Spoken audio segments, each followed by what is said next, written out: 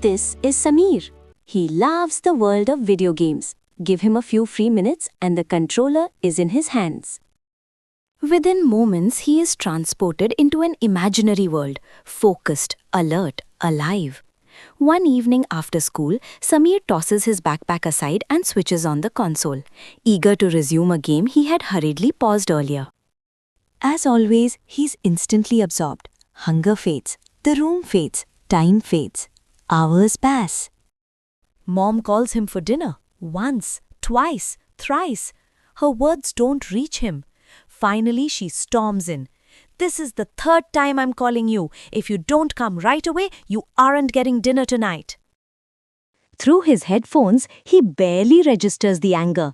But he cannot let go now. The level is almost complete. He begins moving faster, more frantically, trying to finish before facing the consequences. Mission accomplished. He drops the controller and rushes to the dining table. Mom is visibly upset. "If even a tiny bit of this focus went into math, your grades would be so much better. Look at Nikhil. He studies as soon as he gets home." That night, after dragging himself through half-hearted math homework, Samir lies in bed, exhausted.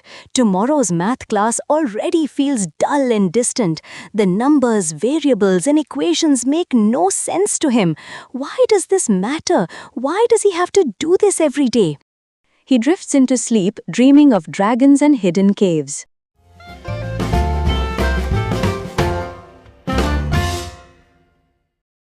Mom has already called Samir 3 times. This time, instead of anger, curiosity takes over. She walks in quietly and pauses.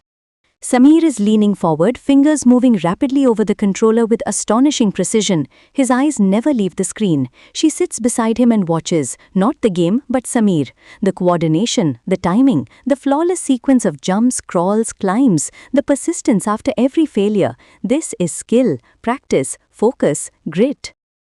The world inside the screen is beautifully crafted. Mysterious caves, strange creatures, dramatic landscapes. No wonder children get hooked. It is no different from how she binges shows and talks about them for days. She waits for Samir to finish his level before calling him for dinner. At the table, a conversation begins. "So what was happening there? What's the story behind that game?" Samir notices. A message is sent without words. "I trust what you enjoy. I take you seriously. I want to know more." Trust becomes a bridge. He begins asking. The next day, she joins him. "That jump over the lava while the dragon chases you, that looks hard. I keep failing there. How did you escape?